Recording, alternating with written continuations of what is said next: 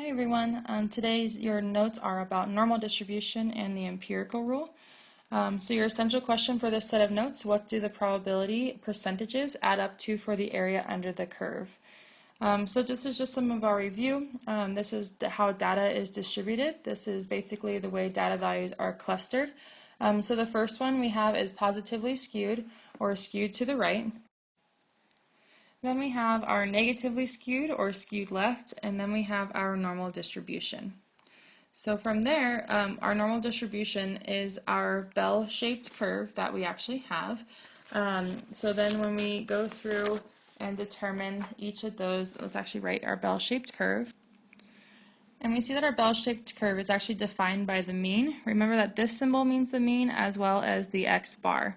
And the standard deviation, which is that little theta of the data set. So then the area under the curve that we have represents actually a probability here. So remember that this is going to be a percentage, so a probability. And then with the total area equaling to 1, or you could even say 100%. So those values, you'll be seeing that when we do our bell curve here, that the whole set of data is going to be represented under that entire bell curve as the 100% of data. So then we're going to go to our actual empirical rule. So this is a normal distribution with the mean. Again, you have that mu, or the x bar, that's going to represent mean, and the standard deviation. So approximately, we have our 68% of our data is actually falls between one standard deviation of the mean. So again, this will all make sense in a second when I start graphing it for you guys. And then we're always going to have these same percentages. So you guys want to memorize these percentages. Then when we go 2 standard deviations out, we have 95%. And then when we're 3 standard deviations out, we're all the way to 99.7%. And then again, if we were, the extra little piece would be fully 100% of our probabilities. So then our next portion here, we're actually going to use the empirical rule. So you see that we have our percentages right here for us that we're always going to be using. So as we go through this, remember we want to see our first standard deviation. So this is always our mean. We always are going to, when we go to check and draw our data distribution, we're going to always put our mean in the center. Then we're going to go 1 standard deviation out from the mean as we go this direction, and then this is our 68%. So our 68% is that 1 standard deviation. If you were to divide that by 2, we see that this little section here is 34%, and this section here would also be 34% because I just divided that 68 by 2. Then we're going to go to our second standard deviation now out, and that second standard deviation was the value of a 95% here.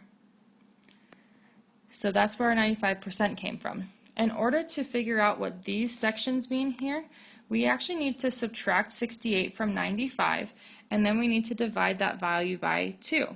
When we divide that value by 2, it gives us each of our sections here of our 13.5%, and then our 13.5% here again.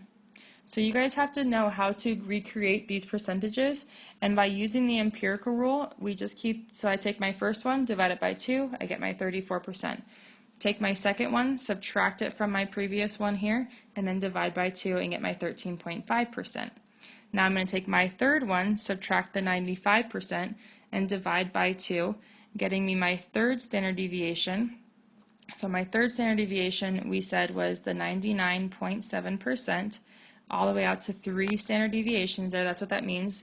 Below, the negatives mean below the mean, and the positives mean it's above the mean. So you're above average or below average. So when I have 99.7 minus 95, divide that by 2, I get my 2.35. We're going to round that up to our 2.35%. And then we have our final one, which is that 100%, because that's the area completely under the curve, which is our 100%. And if I did 100 minus 99.7 and divide that by 2, I end up getting 0.15% on both of these ends here. And that's our last little section of our values that we end up getting for each of those sections. So again, you have to memorize how to figure this out, or just actually remember how to do the pattern. And then we're going to be actually doing examples for these values now. So this is going to be the directions for our example. So we're going to draw and label normal distribution curves, and then we're going to answer the actual questions. So let's go ahead and go on to our example. So here's, I actually provided the bell curve. If you're writing these notes, go ahead and make sure you drew them. So our first example says the weights of 50 football players are normally distributed with a mean of 178, so we care about that. That's one thing we care about. 178 pounds and a standard deviation of 8 pounds. So in order to get these values, you guys, you will be given the mean, and then you will also be given the standard deviation. So we always put the mean in the center, and then we're going to use our standard deviation. In order to go one standard deviation out, we're going to add the 8 to the 178. So our next value right here we have is 186. This is one standard deviation out. We're going to go plus 8 again because we're going to go 2 standard deviations out, making this 194. And then we're going to add 8 again, making this 202. So that's 3 standard deviations out. You always do 3 standard deviations out, and that's where you stop. Okay, this is our mean. And then now we're going to take the 178 and we're going to subtract the 8 because now we're going to go below the mean, and now we're going in our negative direction of standard deviations. Keep subtracting by 8 until you get each of those values. So then now we're at negative 2 standard deviations away. And then our last one we're going to subtract 8, which is 154.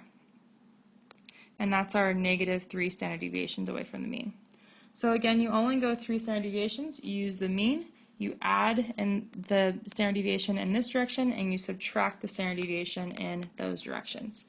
So now that we have come up with our values here, let's go ahead and see what percentages we may need to fill in on our actual bell curve.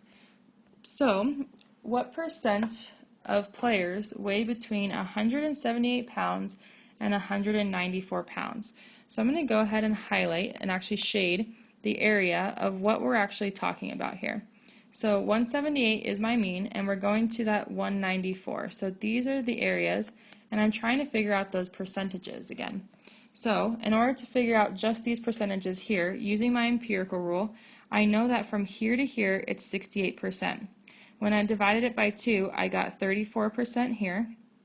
When I know from here is that this was my 95%, so when I got my 95% minus the 68%, divided that by 2, I got this section right here to be my 13.5.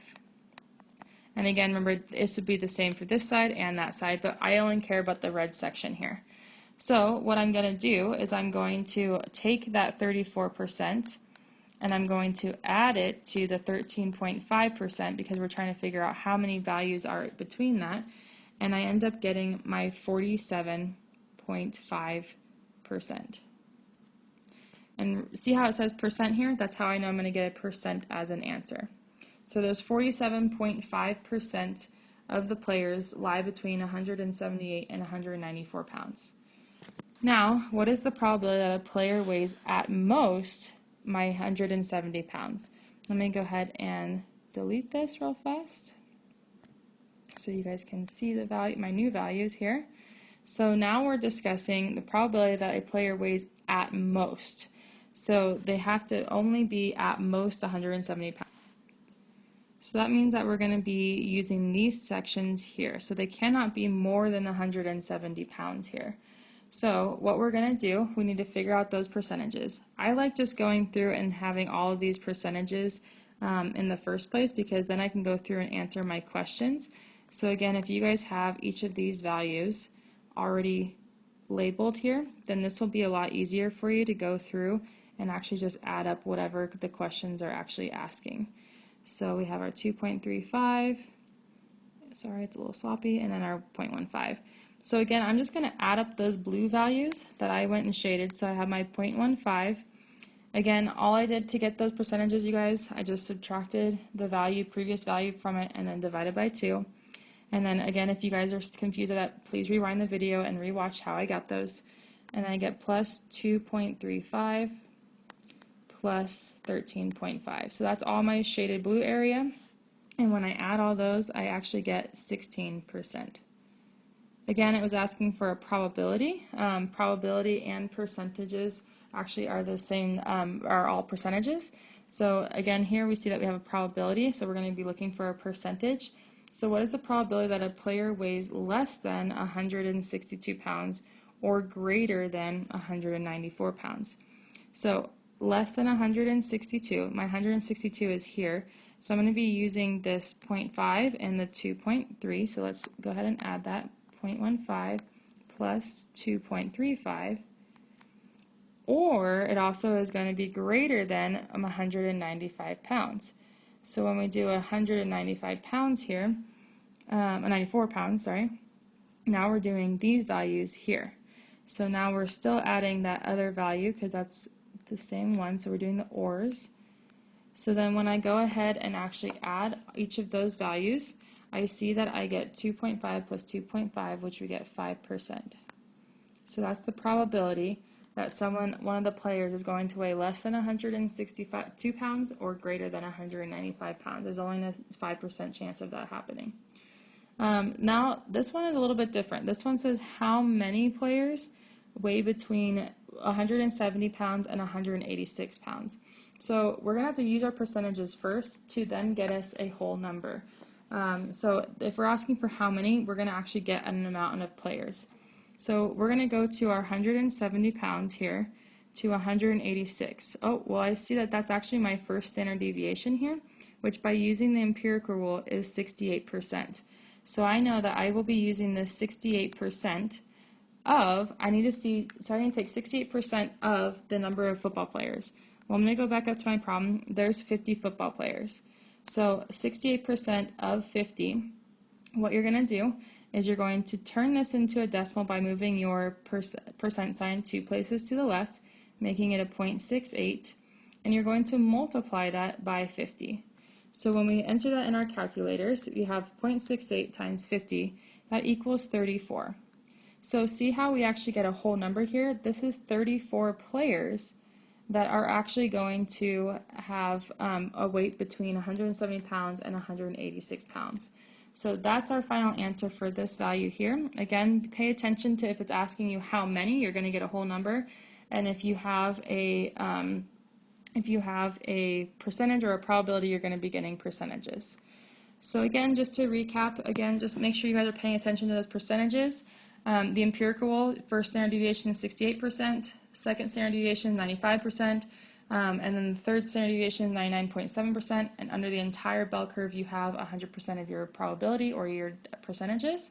And then just to make sure that you get those rest of those probabilities there, you are like taking your 68% dividing by 2, taking your 95%, subtracting the 68% and dividing by 2, 99.7% minus your 95%, then subtracting or dividing by 2, and again your 100% minus 99.7 dividing by 2.